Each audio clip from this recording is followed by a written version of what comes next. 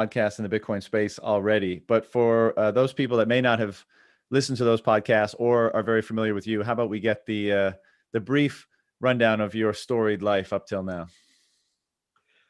Right. Well, I was a city fund manager for over 30 years, managing fixed interest, which is terribly unfashionable and boring. It certainly was in the 80s and 90s. Although I was reasonably good at it, and won a few prizes for it, as I say, it wasn't frightfully fashionable, and there we are. So my history, as it were, is been in fund management. I'm an Austrian school economist. I was in politics for a little while, and I did sit on the Monetary and Economic Affairs Committee in the European Parliament. So, if you will, I've seen this situation from both sides. You know, I've been on the regulatory side, as it were, and I've also been on the investment side. So I have experience of both. And of course, I'm a very well-known and published gold bug, Austrian School gold bug. And I am still a gold bug, and I've been following Bitcoin and watching Bitcoin for some time, because I'm a big believer in cryptocurrency, and that can't be faked by central banks. So I'm a big supporter of Bitcoin. I'm an investor now in Bitcoin because I felt I had to. There's only so much gold that you have to diversify. I couldn't have just galvanized buckets of gold sovereigns all over the place. What I had to do was diversify. And as I don't believe in fiat currency, paper currency, and central banks, Bitcoin was the next obvious port of call. And it's been very enjoyable, and I'm still adding to my Bitcoin portfolio. And so it's been rather fun. But just finishing off on that, I do not see some Bitcoiners see Bitcoin and gold somehow in some form of competition. And I don't see that. I just see it's a way of getting out of the clutches of central banks and diversifying your portfolio. It isn't one thing or the other, it's both. They can run in tandem. They have very similar attributes, and some of the drawbacks that we see on both sides. So, which I don't think, my experience so far, haven't been fully debated. There's an evangelism in Bitcoin which tends to cut people's thinking off from what might be coming further down the road. Oh, I've bought Bitcoin, I'm safe as houses, I can't go wrong. And I don't think it's quite as simple as that. And I'm speaking to you under house arrest in England, and my family can't visit me here because the police will stop them. And I think we need to just contemplate the situation at the moment, the world we are now living in, all right? And that's what I don't think a lot of people are doing. Yes, and I think, that's a big topic, and I do want to break into that because it's perhaps one of the most important questions to answer. But just before we do, you mentioned you're under house arrest. Most people in the world have experienced some variation thereof over the past 12 months. You had a career in politics. You worked in the City of London in finance. What do you make of what led us to where we are right now and why we are here? How have you come to be locked down in your house? What's gone wrong? Well, it's an interesting question, because I did actually finish my career as the chief executive of a life insurance company in London. So I'm very familiar with mortality statistics and actuarial practices when it comes to life assurance and indications of health. So I'm not a layman in these terms. Now, what do we know? Let's line up what we know. We know that the virus epidemic in the United Kingdom in 1957, 1958, 1968 were all worse than this. We also know that the mortality statistics are around about the same as they were in 2010. We also know that over the last 20 years, the death variations over the last 20 years, 2020, is only 5% up on the average. So what do we know? What do we draw from that? We know, don't we, that this is not about health. This is not about a public health issue. This is, if you will, the coronavirus thing. This is about a platform for Build Back Better, reset, the new normal, call it what you will. And it's my hypothesis that the complete collapse of the central banking and fiat currency system is going to be on us sooner rather than later. It is my also belief that they know that. Not all politicians know that, because, as you know, most politicians are incredibly stupid. But I would argue that the power, whoever is pulling the strings, and none of us really quite know that, the people pulling the strings know that is happening. And so they want the levers of power. They want the levers of power. And they know now that certainly in the United Kingdom, they know that we will comply with whatever they say. People are walking around with muzzles on their faces, when every single health professional will tell you, if only privately, that they're futile against a virus. But it is a mark of subservience to the state. And we're seeing that, and we're being closed down. The country's being closed, but it isn't for public health reasons. It's for something else. And I suspect it's because of the coming collapse of currencies.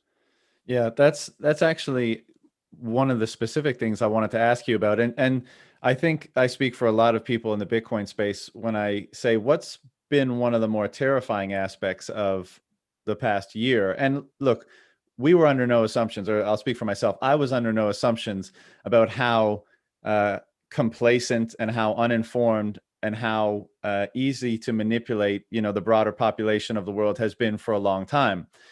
It's just broken. It's entered into new territory over the past 12 months. And what I find extremely concerning, as you said, if you look at the data around this virus, around mortality, around, the actual data around what this really is, the response that it's elicited is completely irrational. But the problem is that nobody sees fit to do that research for themselves. I'm speaking in terms of, regular citizens. They just acquiesce to anything that comes out of that, electronic box in their living room or the mouths of the people that presumably govern them. And the reason why that's so concerning is because if we're not basing our decisions on rational, logical assessment of the best available data, then what we're basing our behavior and decisions on is pure emotion. And in this case, it might be fear, especially on the hand of the population. So, but when I confront these situations, typically, you can either say this is due to malice or this is due to incompetence. And when I was younger, everything was a conspiracy, right? And so I, saw conspiracy everywhere. As I grew up, as I learned more, as I became more acquainted with the incompetence of a lot of people, I thought, you know what? I see the reactions. I see how easy it is for people to acquiesce, and so I can see how that feeds into incompetence and how incompetence feeds in on itself. And so what I might have thought could only be explained by malevolence, because how else could it be the case that rational human beings would act this way? I think a lot of times now I'm more convinced that it's actually incompetence is the root of this. But you make an interesting point, and this is not something that's quote unquote allowed to be discussed in polite company. But as you and I both know, the financial system, global currency markets, the way in which the global financial system is structured has been fracturing for quite a long time. And in the fall of last year, in September, October, you could look at the repo market and say there's a lot of really strange things going on here that seem to indicate that, the topsy-turvy nature of the financial system is starting to really become unwound. And then lo and behold, a few months later, we have this virus. The reason why I say it's not able to be discussed is because you can't even postulate or have a discussion about could this thing have emerged for malevolent reasons? So was it a matter of this being leveraged, as you say, this crisis being leveraged so that the people in power could exact more control over people? Or is it possible that it was even, it was developed for that reason? And I'm not saying that that's my opinion, but if we can't have a discussion about all the potential possibilities, then surely we're not going to come to any approximation of the truth. What do you think? First of all, what is your take on where we are in the degradation of the existing financial system? And what is your take on how this crisis has been leveraged potentially to cover up and institute a new solution with a scapegoat that is not the people truly responsible for the degradation of this financial system. What's your take on that sort of theory? Well, as soon as you came off, or the world, or the leaders of the world, the leading economies of the world came off asset-backed currency, it was going to lead to its degradation because there was no other way it could go. Basically, what governments have since the introduction of central banks, and in America, of course, that was 1913. That was quite a long time ago. If you have a machine that will print money, you will print money. It doesn't matter whether you're a politician or a banker or an individual. You will print it because that is what the temptation to do that, especially in a democracy with politicians who want to get the next election won in 4 or 5 years' time. So it's the old Roman thing of bread and circuses. You print money. And now, if they really believed in this new monetary theory, modern monetary theory, which they talk about, the Krugmans of this world, so on and so forth, they're talking about modern, which of course isn't modern at all. It's Keynesianism. We've seen all this before, printing money. But his idea was you just printed money when you needed to print money, really needed to print money, not all the time. Now it's all the time. And so we know that that's degraded the currency. We know that the 1971 dollar, when Nixon closed the gold window, we know that now that dollar is now worth only 8 cents. And all other currencies have gone the same way. We know in this century alone that against gold, we've seen fiat currencies degrade by 80%. And that's just in this century alone. That's only 20 years. So we know this to be the case because you need to print money for two things, basically, politicians. They need to print money for warfare or for welfare. Now, in America, it tends to be warfare. They have $1 trillion budget, wars all over the place, they're permanent state of war. That's the Pentagon, that's the CIA, that's Washington, D.C., that's the neocons who've run the ship for years and years and decades, since Eisenhower, who wasn't a great one for overseas wars because he was a real soldier. Eisenhower's a real soldier. He'd seen warfare firsthand. The guys now that send people to war haven't. They're scarlet majors at the base, speeding glum heroes up the line to death. These are very nasty people. They don't have to go to war. They send young men. That needs to be paid for. Now, in the United Kingdom, we have a welfare state, which is a crazy system where you choose whether you want to work or not. You're probably just as well off if you've got a few children staying at home and not working. We have a national health system, which is a complete and total laugh and disgrace. It's hopeless. We pump 120 billion pounds every year, and it's still not fit for purpose. So you have to keep turning this money machine all the time to cover it all up. Now, the problem that we have is that is it cock up or conspiracy? As you say, we don't know. When you were young, you thought it was conspiracy. Then you came away. Well, you know, I've been agonizing over this. I'm 71 and I've been agonizing over this for decades and decades. And when I went into politics for the first time, I came late because it was Brexit. I was a Brexiteer. I wanted to get self-government back to the United Kingdom. So it wasn't politics with a big P. I was a Brexiteer, sat as an independent and got elected on several occasions. So that was okay. But I have actually worked with politicians, very closely with politicians. And the thing that struck me more than anything else is their unbelievable stupidity. They are the most stupid group of people that I've ever met. And when they're in committee, they become even more stupid. And the decisions that committees make become doubly stupid. So they're incredibly stupid people. But we have to remember that they're the guys we see on TV. They're the guys that we actually think are running the country, the guys that we voted for. But we know they're not. We know they're not. These people don't. So who's running the system in the United Kingdom at the moment when it comes to this coronavirus business? It's people like Neil Ferguson, at the Professor Ferguson at the Imperial College, London University. He's a Marxist. We have people on the science committees who are self-confessed communists. So we know that Boris Johnson's a buffoon. We know that all the people around him are idiots, but they're not actually running anything at the moment. The people who are running it are people who have a political agenda. And it doesn't matter whether you're a fascist or a communist or whatever you are, you must break the system if you want to rebuild. And they're not even hiding that. They're talking about reset, the new normal, build back better. This is all about a form of communism, fascism, statism, That's what it's really all about, and that's what's driving it forward, not politicians themselves. And it was the same at the European Union. The Parliament was an amending chamber. The Parliament was an amending chamber. We didn't make any law. It was the people behind closed doors on the Commission that made the law. All we did was ratify it or not. And usually we ratified it. We ratified 95% of it. We tweaked it a little bit here and there. There's no political democratic dynamic in the European Union. It's run by civil servants and bureaucrats.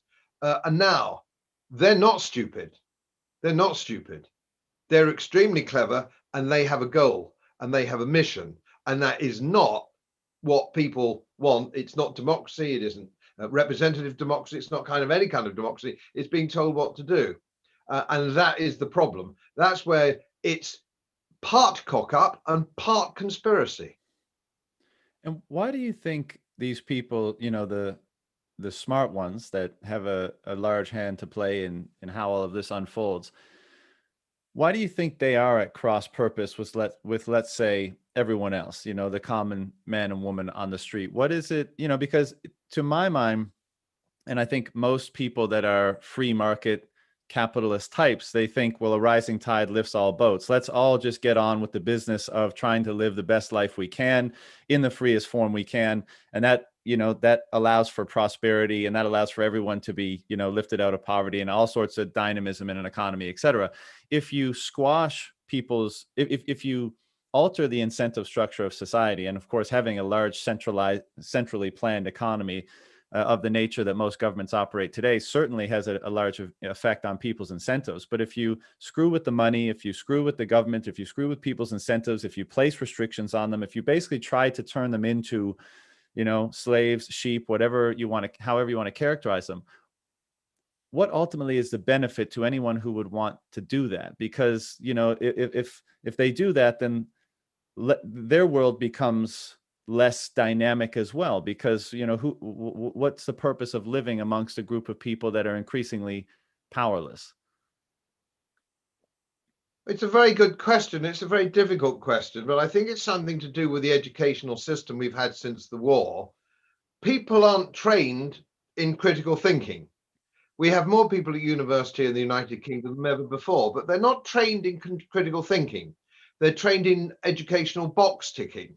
So when I lecture at universities, which I used to do quite a lot of, whether it's Cambridge, Durham, Oxford, the top universities in the United Kingdom, and so on and so forth, the people that I speak to, the undergraduates that I speak to, feel that have been brought up to believe that capitalism is a bad thing.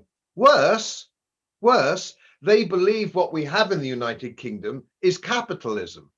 Right. Because nobody's actually explained mercantilism to them. We don't have capitalism. There's only one true capitalist society since the war, and that was Hong Kong.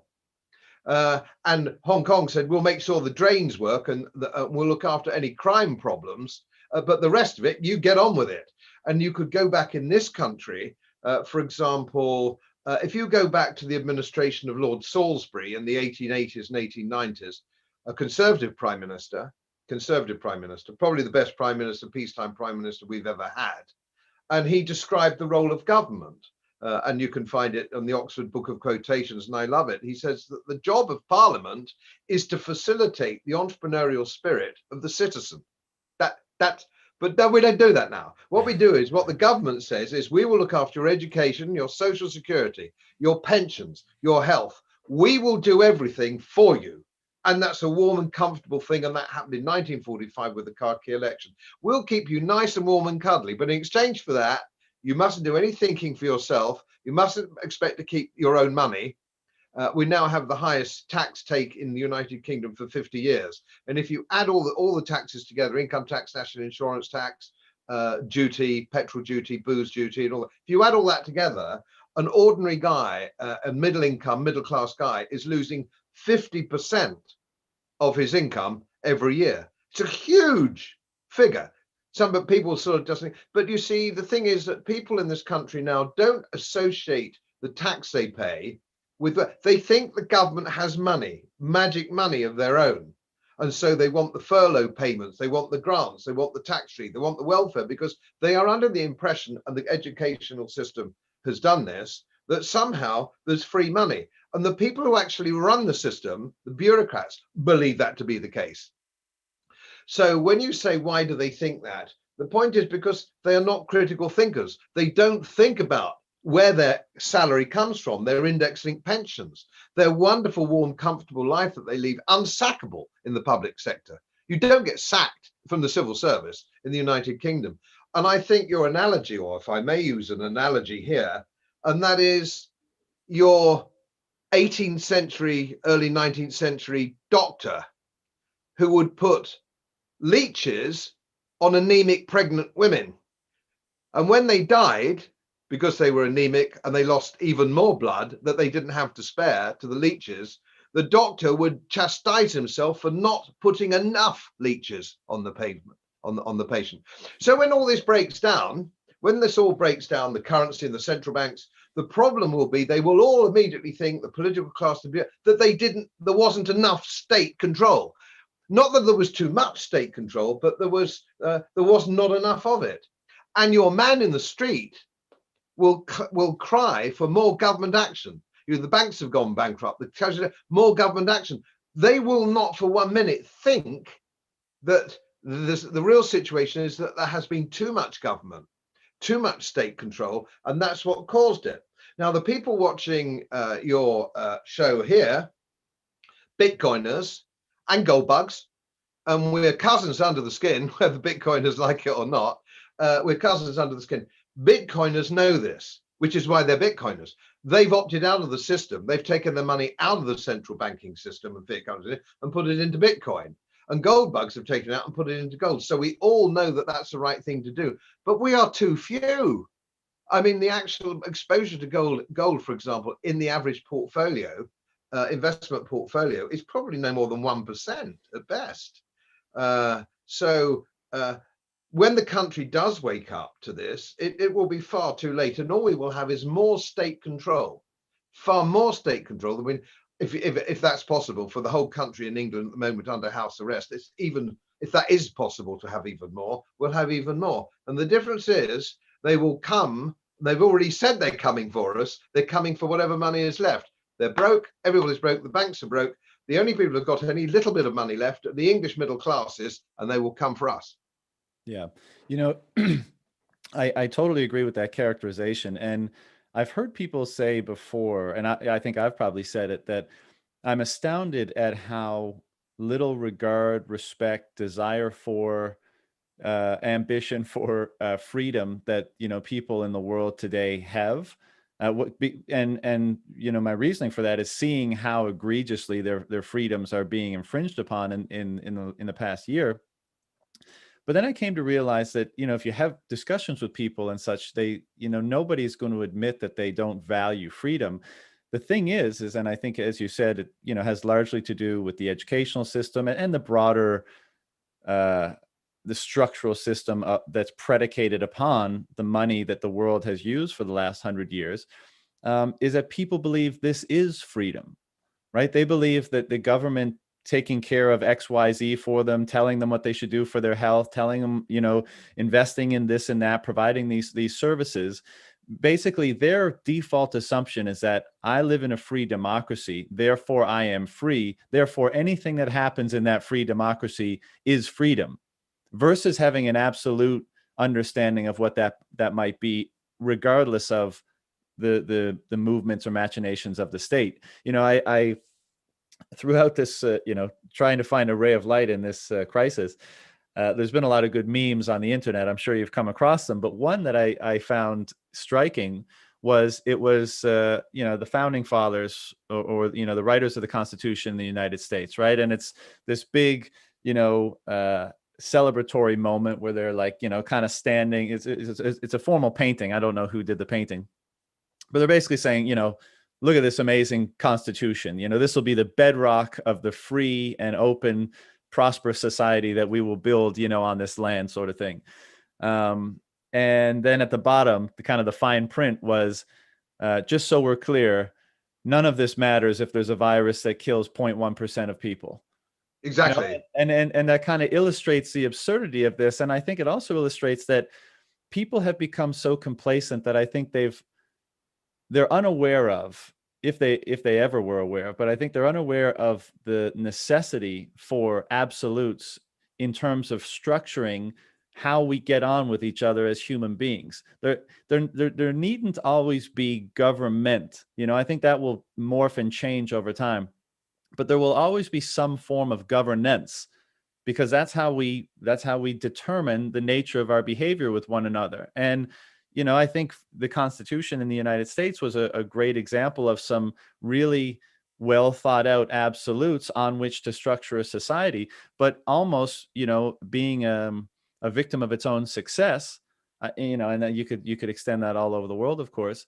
A certain amount of complacency has descended upon people, where I think a lot of people wake up and they look out on the world and they say, and they go to the grocery store and they watch their movie and they turn on their Netflix and they check their iPhone and check Instagram, and they just think this is reality. This is how reality is. And, why would it ever be anything different? And I don't think they give enough credit to, one, the process that it took to get, throughout the course of human history, to get to where they are, and the advantages and the things that they're able to avail of, but also what's necessary to keep that reality in its place and to keep pushing it forward. And we live in an environment right now where it seems like that's being attacked from all angles. So as you said, of course, the government, anytime anyone has a money printer in the basement, they're always going to find reasons to use it. And if one group of people has a money printer and another group of people has to sell their time for money, the inevitable outcome is a relationship of slavery, of course.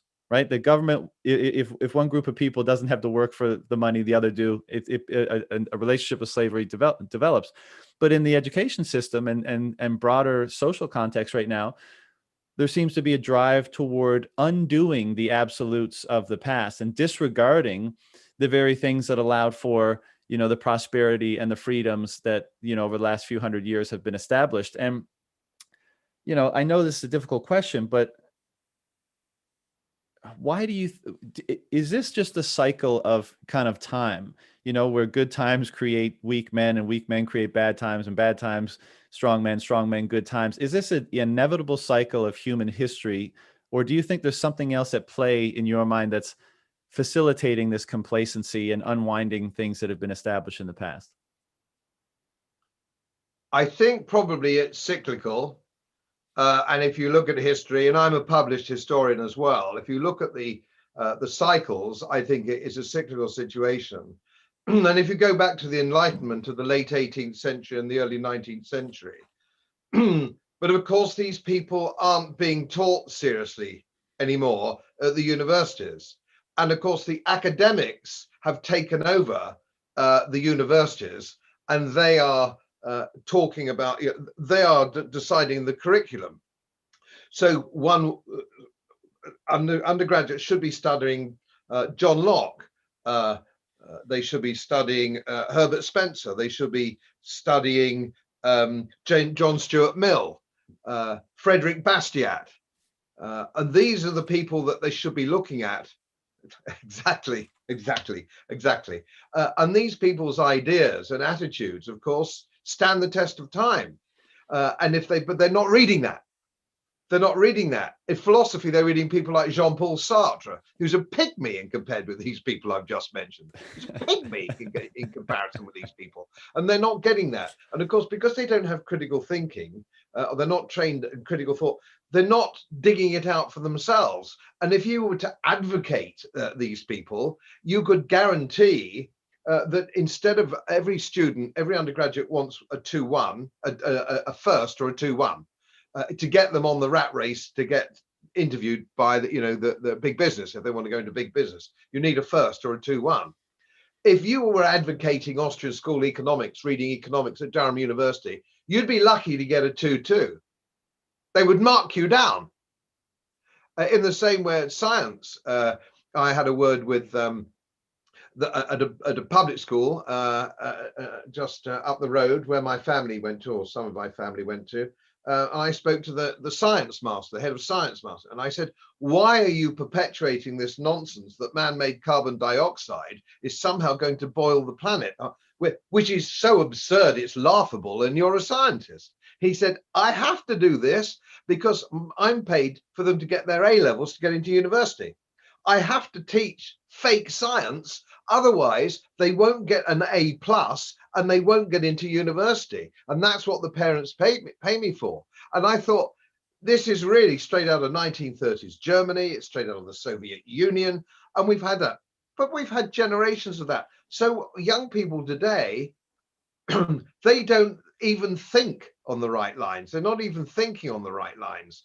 But that will change. I think the cycle will change.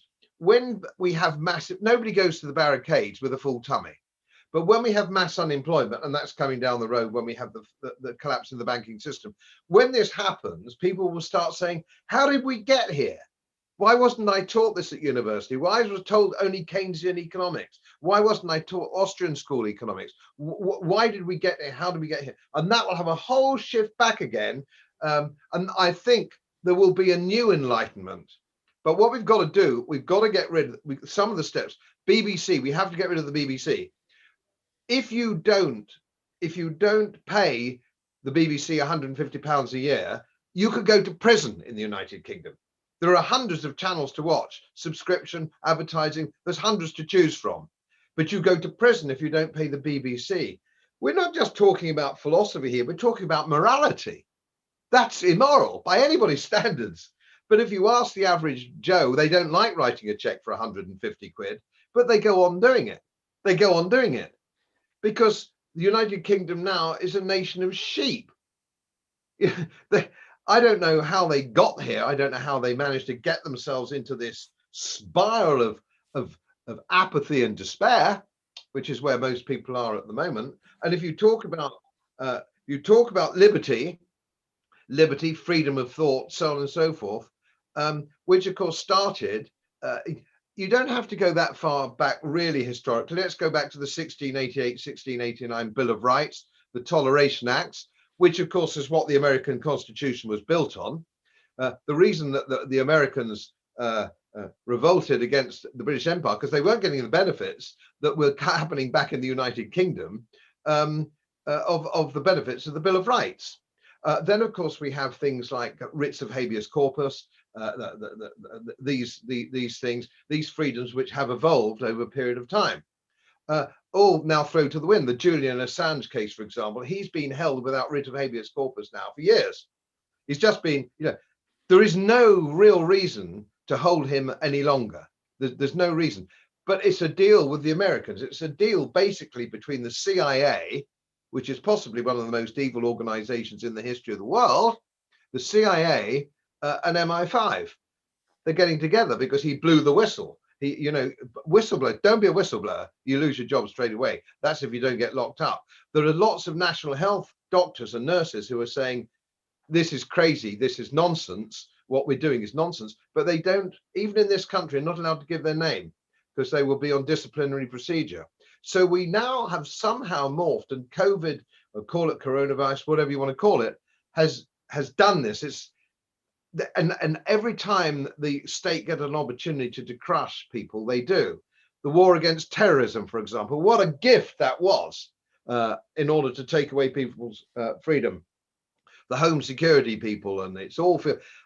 And as I've said this many times before, your medieval king would take your money and take your land and take your cattle for his own personal benefit. He was a thief. He was a thief, but he was an honest thief. He didn't pretend it was for your own benefit. The state today takes away virtually everything you have. They mug you, they bash you over the head, they take your money, but before they go away, they whisper in your ear, it's in a good cause. It's in a good cause. This is for your benefit and your family's benefit as you lie bleeding in the gutter, having had all your money taken off you. It's for your own good. And the funny thing is, the majority of people in the United Kingdom actually believe it is for their own good. What can you do? Yeah, it's such a peculiar circumstance we find ourselves in. And I've been saying a lot lately, just because I believe it to be so true that, you mentioned the medieval era.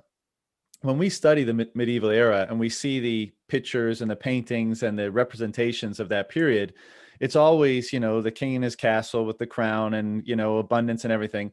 And the people outside the castle walls, despondent and, you know, melancholy and no smiling and dirty. And, you know, that's our conception of that era. Now, what it was really like, who knows? Certainly the people at the time probably didn't think it was as bad as we now see it. And that is precisely the scenario that I think history will look back on this period. I mean, we look around the world today and we see how despondent and how many mental health issues there are and how much, just general unhappiness and oppression that there is. And somehow that's not motivating enough for us to think, why is it this way? And what might we do to make it different? You know, and instead people just accept it. And I think that's why at this period now, 200 years from now or less or more or whatever, we'll look back on and it will become so obvious the oppression and the effects of that oppression that had on individuals' lives and their, you know, state of happiness and their mental health, et cetera. But it'll only be told in hindsight. And, you know, I find it so interesting these days. Like I can, and often do, sit in front of my peers and I try not, you're talking about you can get fired, you can get put in jail, whatever, for just articulating some point of disagreement with fill in the blank policy of the state. But let's say in the last 12 months with the handling of the quote unquote pandemic, even in this country, in Canada, a provincial premier, which is, a high position, and, cabinet members and other, duly elected politicians, some of them have spoken up, particularly in the more conservative provinces in this country, and said, guys, look, okay, this virus is something that maybe is deserving of a state response, but we can't do so exclusively or without consideration for all the downstream effects of what that response might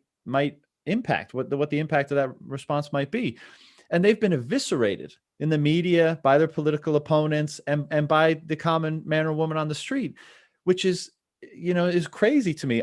All they're saying is, hey, are there things that we're not considering here? Let's look at the other damaging effects that this centralized imposition of quote unquote solutions is having. Let's look at that because it's real, suicides and not getting your diagnoses from, the hospital because you're put on a longer wait list and all this kind of stuff.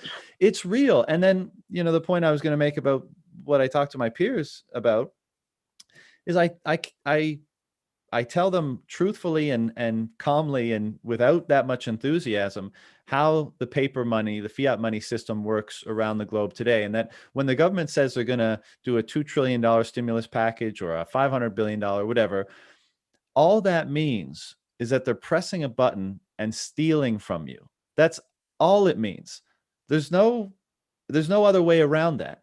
And not only are they stealing from you, but they're going to ask for it back more in taxes in the future. And I can look at people in the face and directly say this, and it elicits no response.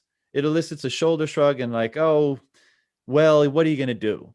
And that characterizes the general malaise, I think, that most people feel today, is that I think the nature of this money system that we have, the way in which it unavoidably centralizes power, has bred a society of people that even if they don't tacitly or clearly understand that relationship, obviously it's had tremendous effects on them, right? Let's say subconscious effects on them, to the point that I think that when they're confronted with some of the truths, some of the reality of how this system operates and the impacts that it may have on them, they can't muster much of a response beyond apathy. And, that is the big challenge here. Now, as you rightly said, Bitcoiners, gold bugs, and maybe some other class of people, these are the people that I think are recognizing the problems and saying, fuck that, that's not the life that I want. That's not the life that I want for my family. So I'm going to try to find a way to mitigate the negative effects that crazy system has on me and work with my peers to build something better, to build maybe a parallel economy. But to my earlier question is, does this existing system need to completely fail for that apathy to be shaken out of people, and for them to see, the errors and the egregious infringements that that have been conducted under the guise of this system before they are motivated to change?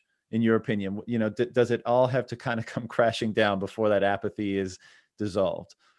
I'm sad to say I think it does, because I think people are going to have to start suffering. As I say, nobody goes to the barricades with a full tummy. Yeah. And I think there'll be lots of things that how will history judge a lot of this? Well, certainly when it comes to the net zero, the climate change, the carbon dioxide thing, history will look back in much the same way today we look back on the Catholic Church in the Renaissance and their treatment of Galileo and Nicholas Copernicus. We look back at that and we go, oh God, you couldn't say, you had the sun went round the earth, and there was no way if you didn't agree with that the received wisdom, you'd be put on the rack or beheaded or something. And we know that to be the case.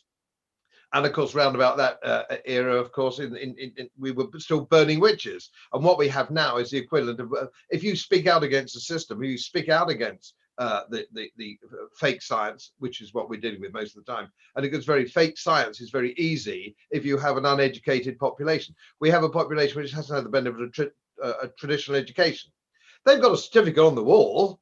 They've got a certificate on the wall that shows that they attended some school or university, but they're not educated people. They wouldn't last 2 seconds in an interview with you like this. They just wouldn't last 2 seconds without showing themselves to be men, probably nice men and women, but of no serious education, how I would judge it as a man of my age.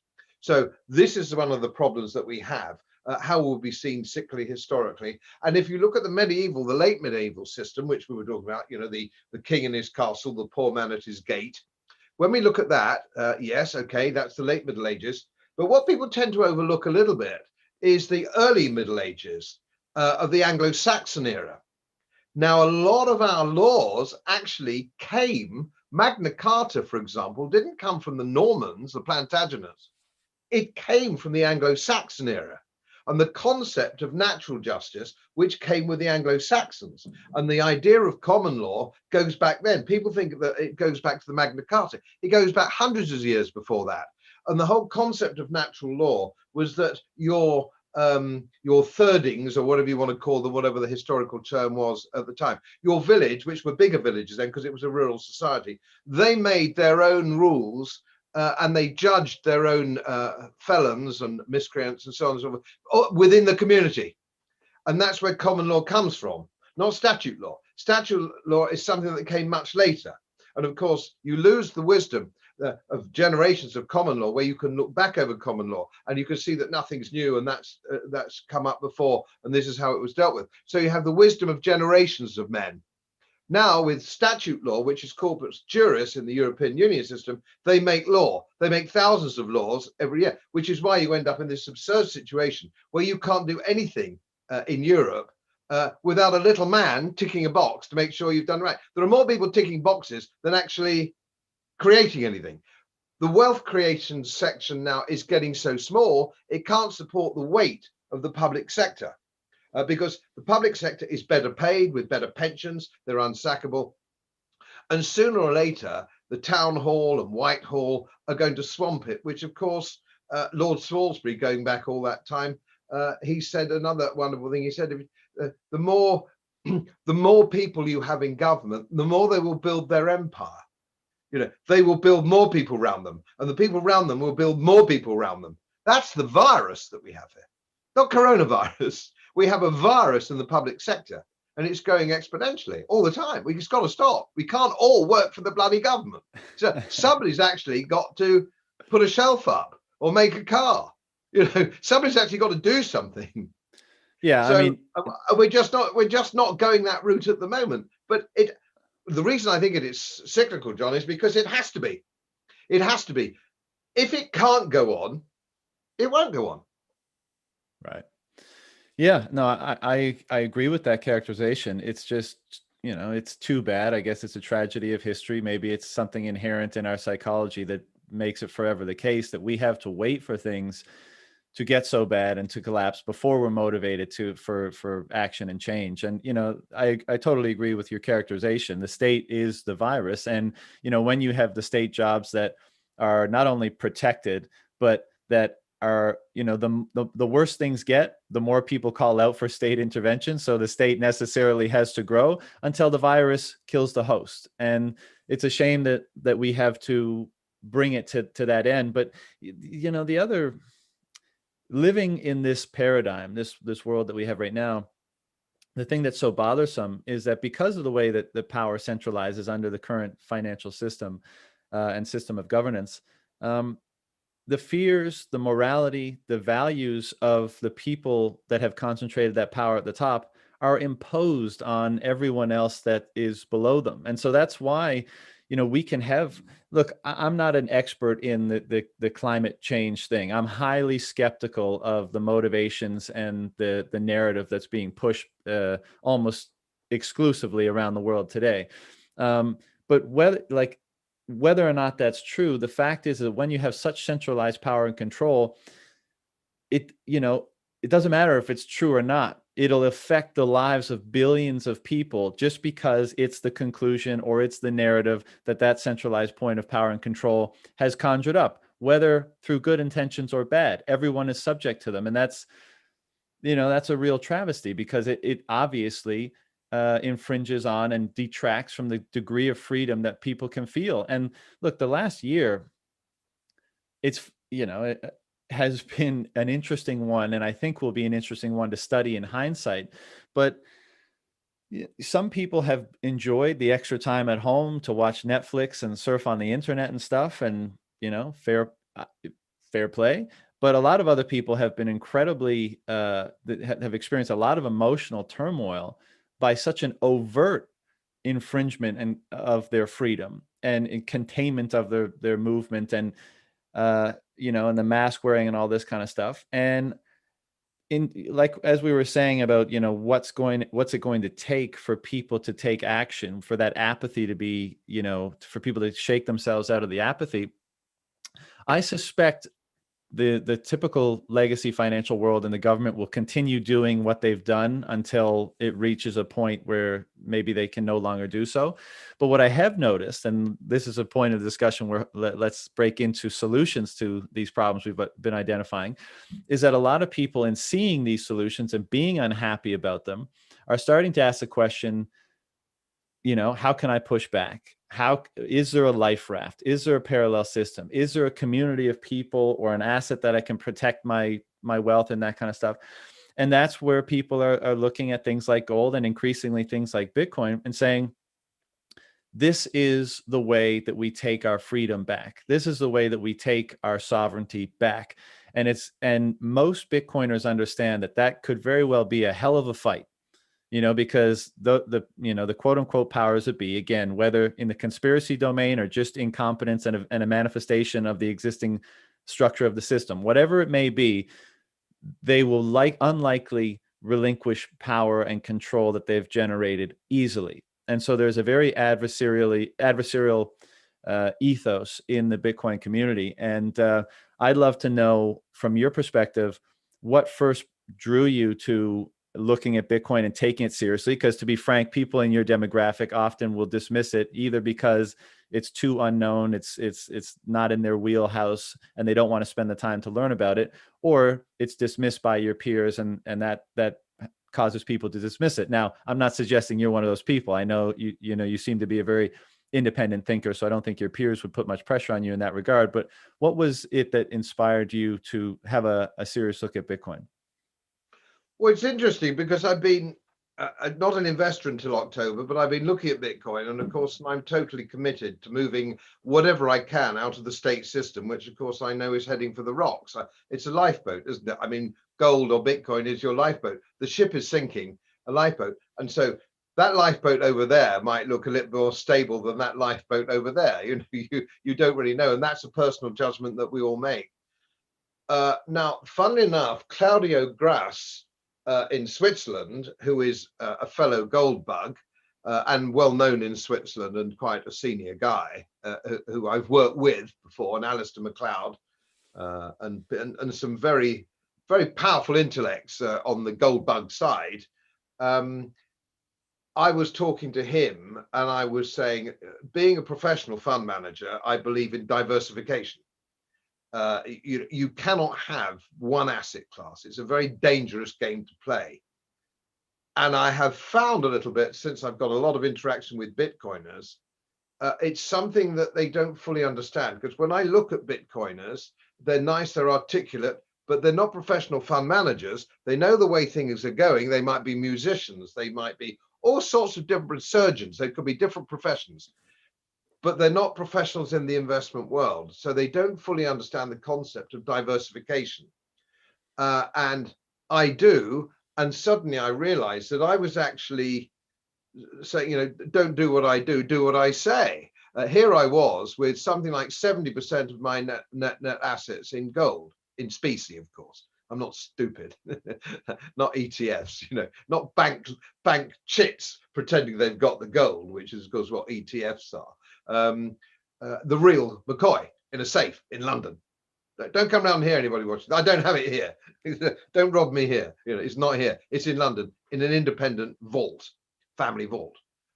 So that's what it is. And Claudio Grass, he said, we were discussing this, and he said, yes, you're right. He said, I would suggest to you, he's a much younger man than me, I would suggest to you that you get some Bitcoin, because we're coming to an era now where it's actually more risky not to have Bitcoin than to have it. And I looked at it and I thought, yeah, you're right. You're right.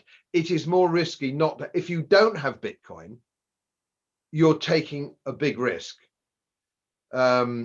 And if you look at gold, for example, which, as I say, I wish I could persuade some Bitcoiners to stop this. It's got to be one thing or it's got to be the other. But if you take a gold sovereign, which is, and I show this if I'm lecturing at universities, I happen to have a gold sovereign with 1905. It's a 1905 sovereign, but it doesn't really matter. This sovereign, I said, with 1905 would buy you bed and breakfast in London. Then the sovereign, that's what it would buy you. And it will buy you that today in London. It will buy you that today. And the interesting thing about that gold sovereign, it will buy you bed and breakfast in every capital city in the world. That gold coin in your pocket, that's what it will buy you. And any hotel manager will accept it. He might run out and change it himself, or he will facilitate that. Let's put it that way. And so we know, and it's been like that for 5,000 years. And another thing that people make the mistake of, gold bugs sometimes, not all gold bugs, but some gold bugs, they believe that gold is an investment. Now, that's the wrong way to look at gold. People make this mistake. Gold is not an investment. Gold is a wealth retainer. It means that it's time preference. It means that gold that you have today will buy in 100 years what it bought, today. It'll buy that in 100 years' time. It isn't an investment. It's protection of wealth. It's a protection of money. Gold is money, as JP Morgan said over 100 years ago. Only gold really is money. And that's before crypto was invented or thought of or even conceived of. How could it be? Now we have a different player on the block, and we have crypto and Bitcoin, which can't be degraded because it's finite. Some Bitcoiners say, oh, yes, but I mean, gold is mined. The amount of gold which is actually mined as a ratio with the population is tiny, tiny. Gold mining doesn't degrade the value of gold. What degrades the value of gold is criminal activities on Wall Street, selling and buying paper, which isn't gold, manipulating the price. And that's been going on for decades with the compliance of the state and central banks. Well, they would, wouldn't they? And the SEC. You couldn't do that with any other commodity other than gold because they don't want people to buy. The true price of gold would be much nearer $4,000 an ounce if it hadn't been manipulated. We all know, of course, that will finish. You can't cheat forever. Sooner or later, the music will stop. Now, Bitcoin is still very small. When it comes to the people who hold it, the number of people who hold it, the amount of holdings. But I would suggest, and you're more expert in this than me, but looking at it from a research economist perspective, I would expect it to go to about 5 trillion in a few years' time. And I wouldn't be surprised if it went to $10 trillion in its turnover value. Now that presents a danger because, as you rightly said earlier, the central banks and politicians and bureaucrats, they won't give up this control easily. They won't give up this control easily. Bitcoin is to be feared, and the only way that can be overcome is not so much for individuals to hold it per se, although that's good. It's got to be big business. At the moment, we live in a cartel with politicians, banks, and big business. If big business takes on board Bitcoin, and it's just starting to look like it might, it's just beginning to start, it looks like, then you'll see the crooks, the gangsters who are big business and banks and politicians, all gangsters, they're all crooks, they're all sociopaths. When they split down the middle, when big business says we cannot overlook Bitcoin. You know, Bitcoin is now too big. We have to be part of the Bitcoin game. And the banks and the politicians will then have to concede that, but they won't concede that lightly. That won't be easy. And there's a fight coming down. There will be a fight. The bigger and more popular Bitcoin gets, the bigger the fight will be and the more bloody. Yeah. Yeah, there's a lot to respond to there. I agree with a lot of your characterizations. I was a gold bug myself before coming to Bitcoin, so I understand the thesis of Bitcoin. And I would push back. I think a lot of Bitcoiners do understand the benefits and the thinking behind diversification. I just think there's there's a zealotry in Bitcoin, and it is a zealotry around freedom. And Bitcoiners are, and I know you're starting to interact with them now, and that's great, but they are an incredible group of people insofar as they are basically the antithesis of the people that we were characterizing a bit earlier.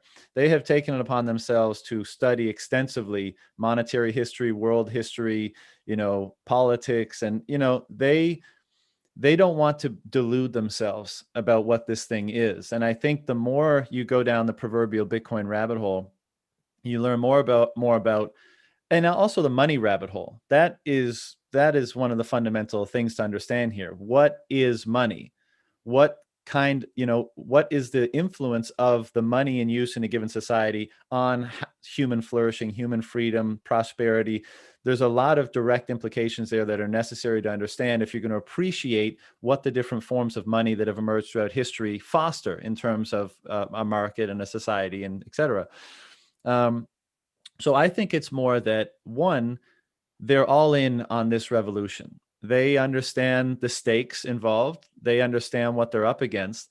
And they are putting all their eggs in one basket because they think that's basically the only basket where their wealth will be secure. Now, everyone has to come to that decision on their own.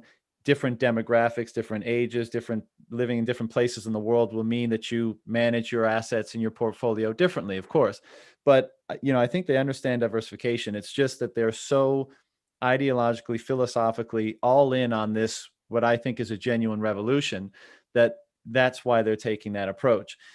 In terms of comparison between the two, look, I think we judge monies on their monetary attributes. And I in particular look at money in a sense. I mean, I guess I look at it in many ways, but what is the nature of the strength and the versatility of your claim on your money? And then beyond that, what is the optionality that money provides? i.e., where can you use it? How can you transport it? How can you maintain your ownership of it? How can you secure it, et cetera? And, I think, again, being that I was a gold bug earlier in my life, I realized that gold was a market-derived money. You needed to actually work to produce it. And, the difference between its production price and its market price was such that it was a fairly good money. There wasn't much seigniorage in gold. And, it was a good way to preserve your capital. Now, I think Bitcoin's monetary attributes exceed gold's on nearly every metric. I think of gold, and I know you'll probably want to push back on this, so give me a chance here. But I think gold is more an insurance policy against Bitcoin failing. Bitcoin is 12 years old. It's a digital monetary network. It could fail. I think with each passing day that becomes less and less likely, but of course it's possible. And the next soundest money, the next best money after Bitcoin, I would say, is gold. But of course, gold has that problem being that it's physical of centralization. And even though gold has retained its value throughout several thousand years, I'm sure it's not lost on Bitcoiners, especially, that gold, because it's centralized, it's been more prone to confiscation. It's been more prone to state co-option, and it's in terms of what I was saying about the versatility and the strength and the optionality of the claim on that asset. It's more restrictive. For example, you said your gold could be spent in any major city across the world. Well, yeah, but what if you can't get on a plane with your gold? Well, then that strategy goes out the window. So being that Bitcoin is just purely information ultimately, and that it can be stored in your head if need be, this gives it a high degree of portability and optionality, in addition to its other monetary attributes of absolute scarcity and soundness, et cetera. So I think Bitcoiners are very well aware of why gold is valuable. And the funny thing with a lot of gold bugs, especially the ones that you said kind of push back on Bitcoin, is it almost seems that they don't understand why gold became money in the first place. And I think a lot of Bitcoiners do, and they're looking at it looking at each of their merits, and they're just deciding that one, gold offers more option, or sorry, Bitcoin offers more optionality. And as you say, they have been engaging with Bitcoin almost from day one, under the premise that this is an incredibly disruptive technology to the existing power structure, and it's likely, or it's possible, even probable, that there will be a big fight for this territory, right? That there will be a lot of pushback against Bitcoiners, which is why solutions are being developed. The technology is constantly evolving to resist the different attack vectors that may come from the state, that may come from other market participants, that may come from one's own stupidity about engaging in this thing. All of this can be, because it's a technology, it can be constantly updated and improved dependent upon the vulnerabilities that emerge, that the market becomes aware of. And so for those reasons, I think Bitcoiners just say, this is the battle line. This is the weapon of choice for the battle that we're moving into. And that's why I think they go so all in. And that's why, I don't think many Bitcoiners really care whether you invest in gold or Tesla or Bitcoin or whatever. I think they just say that if you recognize the battle that lies ahead and the different attack vectors that battle may emerge in that battle, then Bitcoin is by far the best weapon to fight that battle. I don't disagree with any of that at all. With one of the problems with gold, as you rightly say, is it is relatively easily confiscated by the state. And we've seen that, and of course, in 1720, we saw the French government confiscate gold in the time of the crisis, John Law's crisis, the Mississippi bubble. We saw them do that. We saw President Roosevelt steal the American public's gold by making it illegal to hold it, confiscating it, and then recalibrating it price-wise in the dollar just a year or so later. The biggest heist in history. But of course, the funny thing is with American presidents, how they're eulogized by people. I mean, he was just a robber, but he's still on a platform as being one of the great American presidents. He was actually a thief, but that's neither here nor there. So yes, and of course we saw in Nazi Germany, gold was confiscated because it's a physical asset. All of which I understand, and I'm very aware of that. And it's interesting that my gold, although it's in a private vault in London, and it's one of the most advanced electronic vaults. It's got keys, it's got thumbprints, it's got all the stuff that you would expect. And you would think it couldn't be stolen. Well, it can't be stolen, or it's very difficult to steal that if you're a robber. It's very easy for the state to do that. They don't need the key because they've got me, and they've got a politicized police force. And they can hold me in solitary confinement until I give them the key, because they know I've bought gold. because they can if you buy over £10,000 in the UK, it's registered by the Financial Services Authority. This is to stop drug money, you see. It's not to steal honest citizens' money, it's to stop drug running. Bullshit, That's so they know where it is when they come for it and they want to steal it, and one day they will. And I understand that is a problem. That is a problem with gold. Now, I know that there's very sophisticated Bitcoin. It's getting more sophisticated all the time. You hold it in your wallet. It's terribly complex. I mean, I've got a young colleague in my office here who does most of it for me because it's over my head. He types it all in. It's my wallet, but he does all the clever stuff. And so that's absolutely fine. And he's a Bitcoiner himself, great guy, and he looks after me in these matters.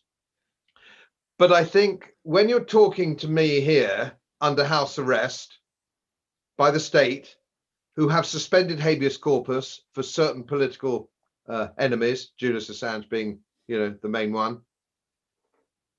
It doesn't matter how sophisticated my wallet is and my passwords and all the rest of it. If they can take me or my family away and lock us up until I hand over my Bitcoin. And there's no, another thing that's gone by the board with both the IRS and HMRC here, and that is the presumption of innocence, which is a fundamental principle of English law, has gone. So we've lost presumption of innocence and habeas corpus if it suits the government, right? So you can have the most sophisticated Bitcoin wallet you like, but if they kick down the door, shoot the dog, take you away and lock you up until you hand it over, it's just as stealable.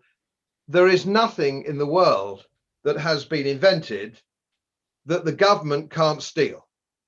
Doesn't matter what it is. They can steal it if they've a mind to. So I think that is no danger at the moment.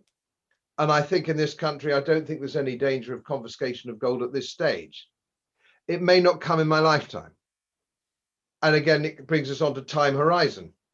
My wife is much younger, so I have to make allowance for our savings and our portfolios to look after her and her appallingly extravagant habits with horses and horse boxes and stable yards and all the rest of it. I have to make sure that that can continue when I've fallen off my perch.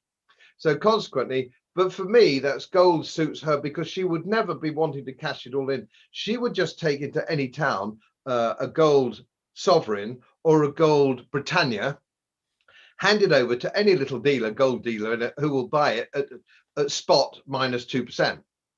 So she can do that once a month, and that's her income for the rest of her need. So it's very much what we need for her. Now, if my time horizon was longer, let's say that I was your age, for example, it would not be 70% gold and a very small and silver and a small amount of Bitcoin. It would be very much nearer 60-40. I would have a much bigger Bitcoin holding because my time expectancy would be much longer. And so that would suit me fine. But of course, at the moment, that's peeping into chapter 2 of this whole thing. And so consequently, most Bitcoiners are younger, and therefore, like equities, no different from equities. If you want equities to work, when I was fund managing, I was fixed interest, don't ever expect an equity portfolio to start working under 7 years. You're fooling yourself. It has to be 7 years. Otherwise, it's a mug's game. You've got to roll away those spikes and dips. You've got to roll all that away. So yes, I believe in Bitcoin, I think. But when it comes to what I would like to see and what would give me renewed or increased confidence, as it were, and I'm already buying, I'm already adding to Bitcoin, so I've got enough confidence to be buying. I would love to see Mercedes, for example, for want of a big international automobile manufacturer, say, we will now accept Bitcoin for our cars.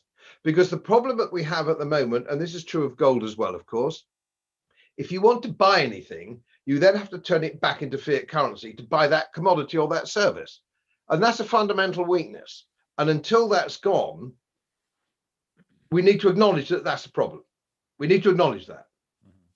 And I think we're maybe getting closer to that, John. We might be getting closer to that. And I think perhaps when I looked at an interview with the Kaiser, Max Kaiser, he was being interviewed a couple of weeks ago. You probably saw it, and he was being interviewed about Bitcoin. And I think Alex de McLeod was on there. He was a gold bug. Anyway, it wasn't a gold versus Bitcoin argument. No, it wasn't. Anyway, somebody asked Max Kaiser, who's been a Bitcoin bug for many years, that you must have squillions of it, Max. You must have loads and loads and loads of it. And he gave a rather wry smile, which meant, yes, I do have squillions of it. Thank you very much. Yes, loads and loads. Aren't I clever? But then she asked a bit of a killer question. What are you going to do with it? He didn't really know what he was going to do with it, but he had lots and lots and lots of it. So he obviously got it up his screen every now and again and saw that he had squillions and squillions. But of course, if he wants to buy anything, if he wants to buy a huge ranch in Texas, he has to change it back into dollars. That's the problem. Mm-hmm.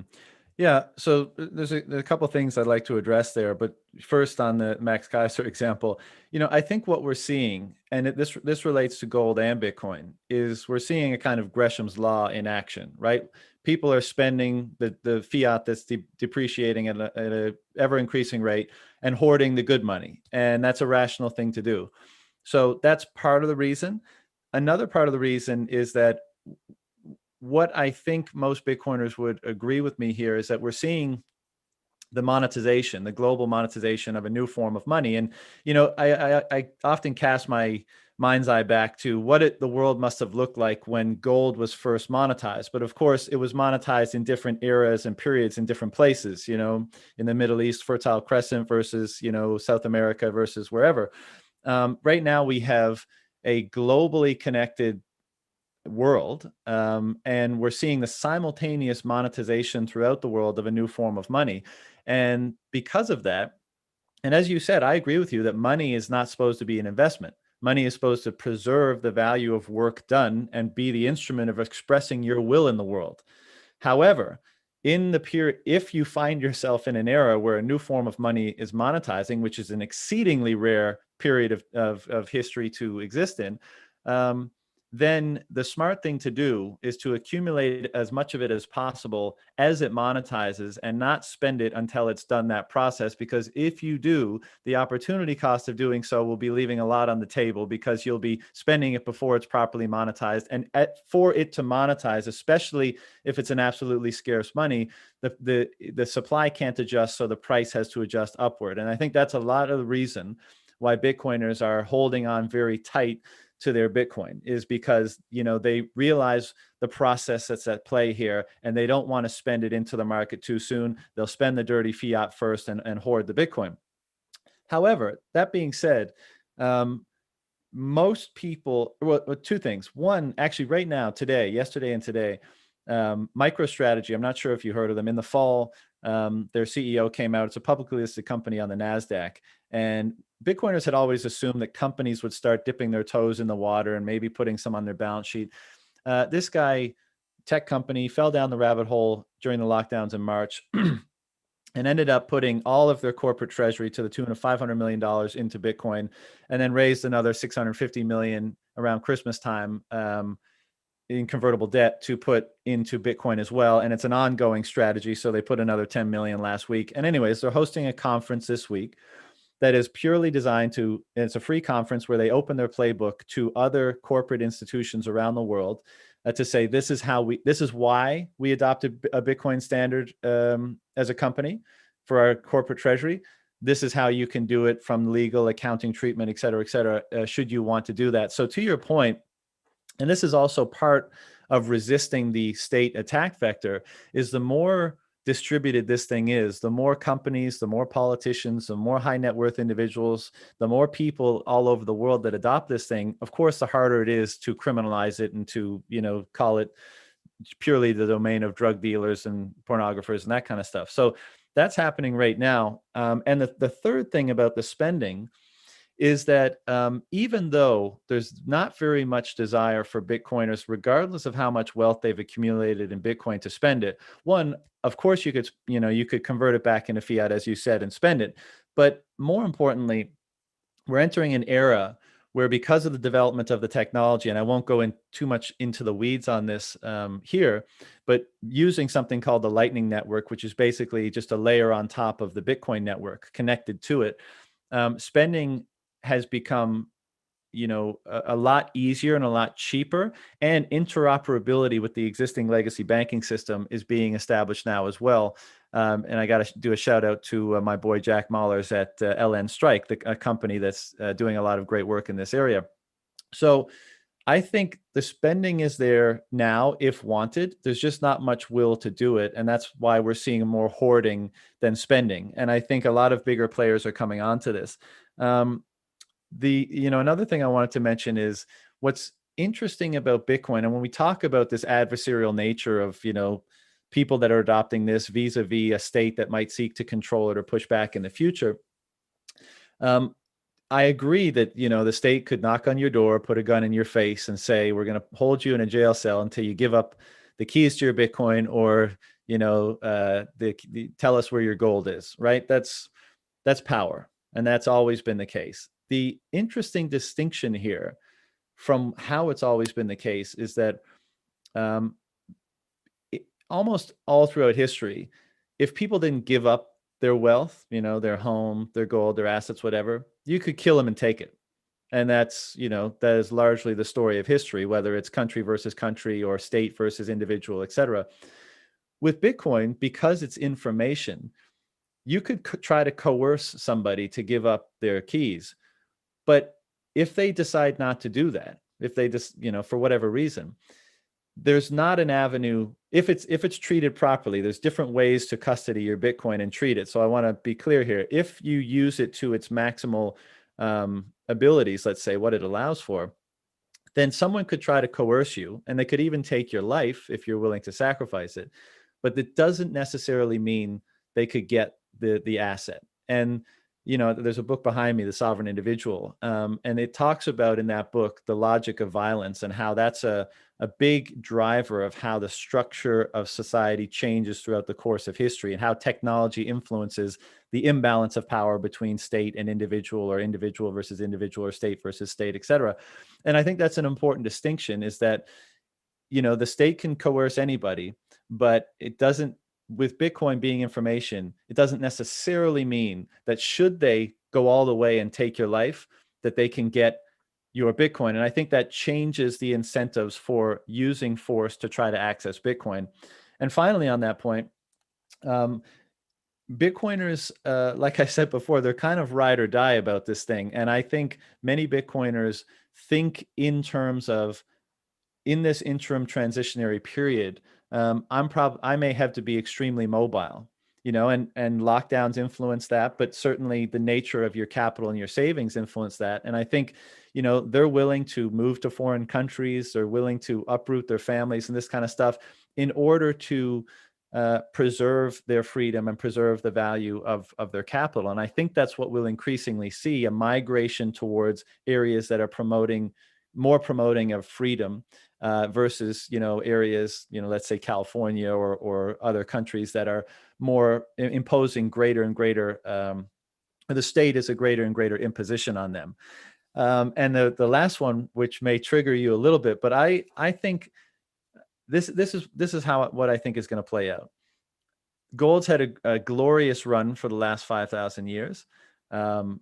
A big fan of the role it's played. And interestingly, and I think this is a part of history that a lot of people would do well to study, is what kind of societies emerged from, markets using gold as money versus seashells as money versus fiat currency as money. And I think it's a pretty easy argument to make that you go through history and you look at the societies that have used gold as money, and they flourished relative to the other forms of money that have been used elsewhere. But I liken it to horses and the motor vehicle. Horses were the mode of transportation for 10,000 plus years of human history. They were fundamental to transportation and sovereignty, and the ability to move yourself through space for human beings for a large part of history. And then the motor vehicle came around, and it did that better. I think it would have been impossible at that time to think, well, horses aren't going away. Surely they've been with us for so long. but technology is such that it obsoletes lesser technologies. And like I said, I think that may be the case with gold. And so as long as it's been around, and in the macro environment we're in right now, it's almost inconceivable to think that gold won't appreciate against the backdrop of all this money printing, et cetera. But if I were a gold investor, which I'm not, I would be wary of this technological shift that may obsolete much of the monetary investment case or the monetary use case for gold. And I think what we may see after, in the next 10, 20, 30, 40 years is gold being reduced down to a more industrial metal, because of course it has many uses there, and maybe and jewelry, et cetera, but losing in a more digital era, in a vastly different environment that we're moving into, lose its monetary value, kind of in the way that horses and motor vehicles, the dynamic that played out there. So that's what I would think is food for thought for people that are looking at gold and Bitcoin and other ways to store the value they've accumulated. Yes, I don't dispute any of that. It's perfectly fair assessment of probably what I think will happen in the longer term. Obviously, as you can probably see from my wrinkles, the longer term isn't my game, notwithstanding the young wife. Yeah, all of that's fair. All that's very fair. Can I ask you a question? Yeah, Which, please. now, we have a situation with gold where the price of my gold in my vault is not controlled by people buying and selling gold. It's controlled by the fake paper market, and 800, I think. In my book, I think it was 600. I did some research on this in my book. It was 600 pieces of paper to one piece of gold.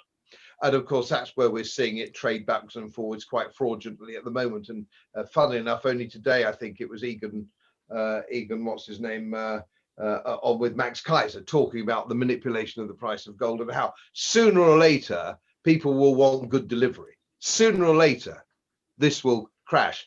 It could not be this year, next year, but sooner or later, gold will find its real value, its real monetary value. It has to. It seems to me, let me just put this to you. Let's say the BlackRock decide to run a crypto fund. They've got a crypto fund. You go into an advisor of BlackRock or one of BlackRock's cronies or part of the overall syndicate, and the punter goes in and says, I'd like to buy, I need to get into Bitcoin. Bitcoin is the way forward. I've heard about it at the pub and so on. Even that fat idiot Bloom has bought some Bitcoin. So there must be something going on here. I want a piece of that. So he goes in and the guy says to him, and I can see this in my mind's eye very clearly, yes, indeed, Bitcoin's, the main leader, but there are other cryptocurrencies. Would you like to buy into our professionally managed expert fund of cryptocurrencies? And he said, well, that sounds good. He said, how much do you like to start with? Let's say £10,000 worth, just to start with. Okay, he said, yes, I can transfer that into your account. That's no problem at all. That's done. And we'll buy those units today. Now, no Bitcoin has been bought any more than if you went in and asked the guy for gold, would he have bought you gold? He would have sold you an ETF. It is possible, and I never confuse impossible with improbable. It's a dangerous mistake to make in the investment world. You could find that the world and his wife, small saver, and we've just seen some interesting stuff in the silver market, the world and his wife might rely on his financial advisor to go into the crypto fund, which is professionally managed. He doesn't fully understand it. It's very easy. He doesn't have to involve himself in anything really at all. And so you find that it could get to the stage where a market is being made, book is being made on cryptocurrencies, which is actually governing the price, not the trade of the price. How would you suggest to me that can't happen? Yeah, so I take your point about the gold market, and what most people, as you said earlier, you own gold in specie, and that was always how I did it as well, because otherwise you have a claim on price exposure. And the risk there is the counterparty risk of the bank. If they become insolvent, then they can't fulfill that claim. And you never had gold in the first place, and now you don't even have a means of whatever difference in the price there was since you purchased it. So I agree that those shenanigans can happen. They probably are happening to some degree right now.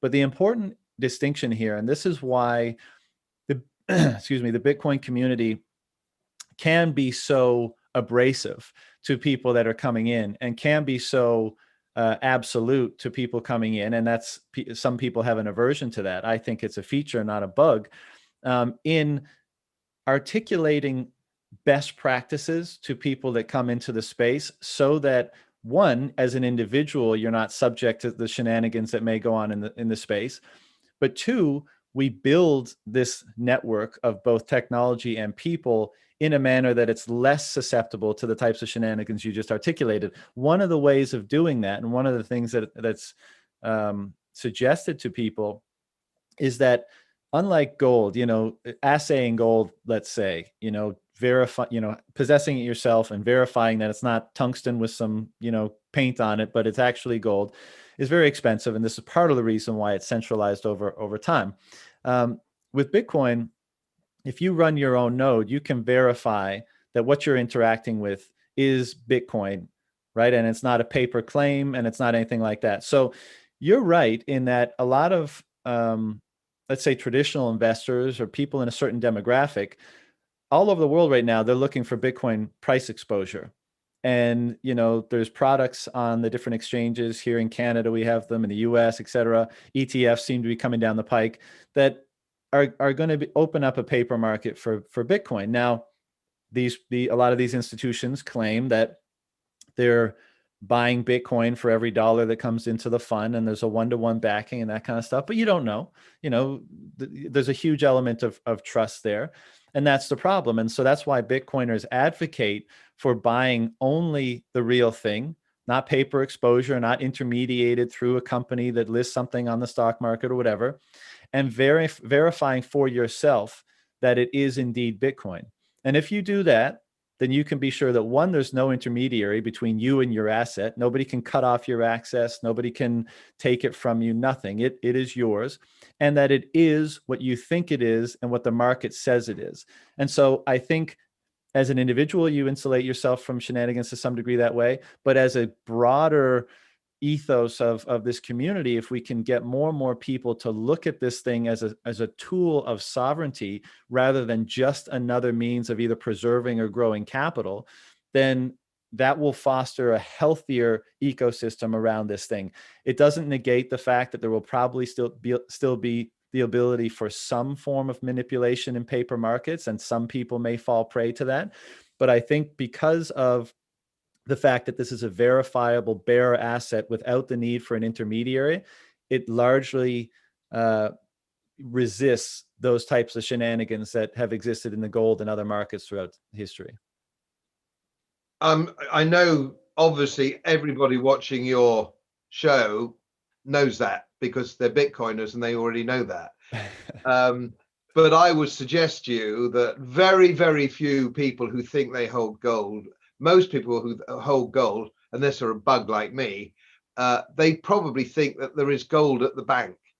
That Bank of Australia, well, they'll have the gold, won't they? No, they don't have the gold. Bank of America, no, they don't have the gold. They've given you a promissory note. Right. I shouldn't think more than one person in 100 who has that exposure knows that. And if we get the mass market in Bitcoin, which we both think is a good thing and both want to happen, with millions of people coming into it, I think BlackRock will intercept them. That the danger of that is it's significantly higher than we might imagine just at the moment, which is why I would like to see some very senior, respected people, which is difficult in the modern world we live in. If you're a multi-billionaire, you didn't get there because you're a saint. You probably got there because you're a teeny bit crooked. If you got to the top of the greasy pole in politics, you were probably almost certainly crooked. I would like to see somebody come in, a major profile, or in each country, because everyone's got a different profile, haven't they? We've got Tim Martin of Wetherspoons here, who's got a big pub chain, for example, who's quite a free-thinking guy. And if he comes in and say, for example, and this is not a flight of fancy, you say, I will take Bitcoin in my pub. In my pubs, my whole chain, you could pay with Bitcoin, set up an account or something like that. And that would get a whole mass market thinking this is good. And he would then say, because he's that kind of guy, he could say, just a minute, just make sure of one thing, folks, you've got your own wallet, you've got your own system. And people say, oh, I'll make sure that that's okay. And I think if we had somebody in every major country who is of that social standing, or intellectual standing, or business standing, which actually automatically rules out politicians, certainly, and bankers. But I think that would move it further. I'm extremely keen. I like to play a bit of devil's advocate, like as indeed you do yourself. Otherwise, the show would be too boring. But I'm a big believer in it. I'm buying it. I'm going to buy more of it. I continue to buy more of it. To restore my position, to get out of this overweight gold position. So the more new money I get, I should be a bit kind of, and nothing I want to see succeed more, because it's on a political and moral level that I want to see Bitcoin. So I'm very much in the same moral dynamic as the average Bitcoiner. I'm just old and slightly, perhaps a little bit more cynical. Well, fair enough. With age comes wisdom, and many of us haven't seen, the types of events or been so intimately, involved in them as you have. So fair enough. The last point I'll say on that topic, and then I'll let you go, is, it's I think more and more big names, quote unquote, are coming in now, and they're advocating for Bitcoin and why it's important and what its uses are. And I agree, it's often said in the space, you come for the gains, you stay for the freedom. You come because, wow, this thing is going up in price, I could become rich. And then you start to understand the philosophy and the ethos behind it. And you say, oh, this is about way more than getting rich. This is about getting free. This is about sovereignty. This is about morality. This is about all these things that we've been talking about. And so I think people will come for that. I think people all over the world will wake up to the economic necessity of having a life raft. And I think Bitcoin will be available to them. For example, if you're, a poor farmer in the Philippines and your government is, printing your currency like crazy, what's the easiest thing to do? It's probably to get on your smartphone and get some Bitcoin. And that's probably the easiest way to protect your wealth. And I think that'll happen more and more as the macro backdrop unravels. And I think that one of the critical catchphrases in this space, and which would serve to inhibit the potential issue that you've just been articulating, is something called, we say, not your keys, not your coins. And basically that just means if anybody is intermediating your relationship with the private keys to your Bitcoin, then they're not your Bitcoin.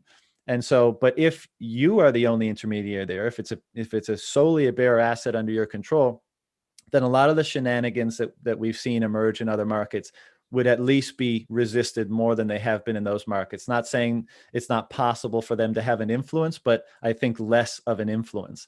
But as you said, people in your demographic, I mean, you may need someone to help you with this stuff, or you may need someone to help facilitate that. And that is a drawback that does inhibit, your degree of control or security over this asset, but maybe it's necessary in order for you to establish any exposure to it at all. So everyone's in different circumstances, and everyone has to.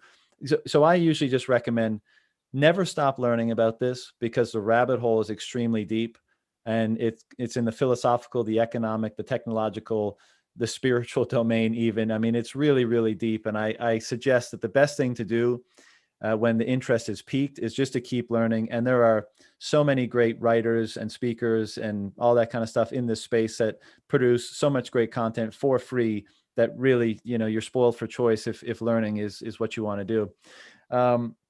Godfrey, you've been really, really gracious with your time, and I really do appreciate that. The last thing I wanted to ask you is just, here we are, right? We're in this crazy, dumpster fire of a world right now. How do you, what is your way, other than what we've been discussing, managing your personal finances, Bitcoin, gold, whatever? How are you integrating this in terms of what is your way of moving forward in the world as a result of finding yourself in such a a crazy place. Because I think a lot of people in the world right now, and this is partially the reason why so many people are so passionately going into Bitcoin, because it's kind of like the only accessible bastion of freedom and hope. And that's why it's drawing in so many people. But in day-to-day life, et cetera, like, what are your ambitions for trying to, and how do you integrate what's going on to move forward positively in the world, and, you know, not be driven mad by all of this craziness? Well, that's a good question. Fun enough, we've been in this situation since March, of course. It's also my hypothesis that this will never end. I don't think we're going to come out of some form of lockdown. I think this is permanent, or semi-permanent, because if they're talking about further lockdown because the virus has mutated, the supposed virus has supposedly mutated, and they're pretending they're surprised the virus has mutated. Come on, come on. Every schoolboy who's doing science knows that viruses mutate. So that's more bullshit. So we're going to be in the lockdown situation in some form, certainly probably in some form for the rest of my life. But what is actually what we're doing, how am I handling it? I live in a small village in East Yorkshire. We have a small holding, a few chickens, a few horses, and that kind of thing. We have, my wife is still working, I'm still working, and there's youngsters in the village who are still working, and we've really formed a little, going back to the Anglo-Saxon times, we've gone back to the Anglo-Saxon village in many ways. We've got potential snitches in the village, of course, who can't wait to phone the authorities to tell us that we're having a drink somewhere, or we're walking the dog together or something like that, which is a very sad thing. But we found out in the village who are believers in freedom, personal freedom, physical freedom. That's brought us together, and it's a very eclectic mix, I can tell you, a very eclectic mix indeed. It's been, that aspect has been rather fun because they've taken away our pubs.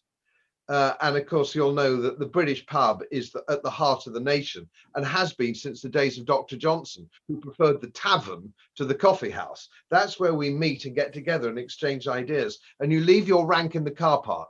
You leave your rank in the car park of a British pub. They've been trying to close pubs for decades. No, it's not just this. Politicians and government hate ordinary people getting together and exchanging ideas. They hate that. They can't deal with that. Freedom of association is something that all governments positively hate, and so consequently we're getting around that. We're getting around that by doing our own thing, as it were. And I'm not the only one. It's happening all over the country. People are running their little villages and their little lives in a slightly different way. They would have meant at the pub. Speakeasy comes to mind. You know, speakeasy comes to mind, to be honest. I hope nobody's watching this in England. But yeah, so we're being very positive, and my wife and I, you know, we keep each other revved up, so we don't do negative thinking. And every time we think a bit negatively, which was last night, a bit negative, we got absolutely drunk as lords last night. I'm talking to you with a monster hangover here today. So the quickest way out of this is a bottle of whiskey. Well said. Well said. Is leaving the UK even an option at this stage in your lives, or are you bunkered down? Wouldn't know where to go. Right. I wouldn't know where to go. I mean, the reason I'm in this country is because I like pubs, I like roast beef, and I like Yorkshire pudding. A miserable bastards though they are in Yorkshire, I like Yorkshiremen. Well, so no, not at my time of life. But where would I go? Australia, Melbourne. Well, get beaten up by the bloody Australian police. That's the question. You know, that's the $64 million question: is where the hell is there freedom in the world right now? You know, I mean, where would you go?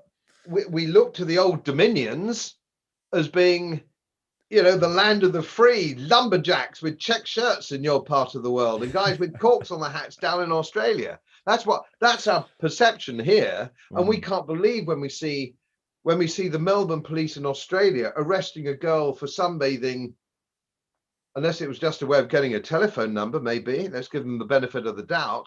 But it's horrific and it's horrible and it's frightening, and that's what depresses us. Not our personal freedom, because we can live with that kind of problem. But when we look at the world the way it's going today, if that doesn't depress you and frighten you, there's something wrong with you. I couldn't agree with that more. And, here's hoping that conversations like this, the work that you've been doing in writing and speech and videos, and all the other people who value freedom and who promote tools that help you establish more of it in your life, reach more and more ears. Maybe people have more time to consume this sort of stuff when they're locked down, and that's a silver lining in all this. So yeah, Godfrey, this has been a great discussion. It's been great to connect with you. I appreciate the time.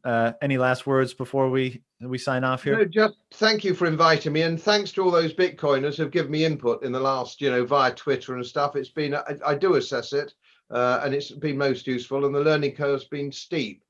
And I'm still learning, but then I think we're all still learning, really, aren't we, every day? Absolutely. And as you know, for people that are honest and forthright and interested, they're a very helpful bunch. So I'm sure, if you ever have any further questions, they and I would be happy to help you out in any way. Super duper. All right, mate. Take care. Thank you very much.